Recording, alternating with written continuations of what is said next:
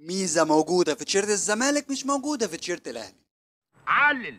كلنا شفنا ان النهارده ان نادي الزمالك اطلع علينا بتيشيرته الجديد ل 2025 2026. التيشيرت ده بقى فيه ميزة مش موجودة في أندية الدوري المصري كلها ولا أهلي ولا غيره.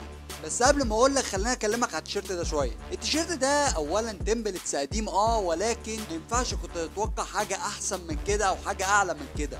طب ليه؟ عشان خاطر انت كنادي الزمالك لسه ماضي عقد مع نايكي، فلو بتحلم بتمبلتس جديده فده ممكن يتحقق قدام شويه. اتنين، بصراحه التيشيرت حلو وساده وجميل، النقشه بتاعت الخطين دول جميله جدا. غير كده التيشيرت ده عاجبني وسيمبل وحاجه محترمه. ايه بقى الميزه يا عم؟ اقول لك لان النسخه اللي بيلعب بيها نادي الزمالك دي نسخه لعيبه مش جماهير. طب ايه الفرق؟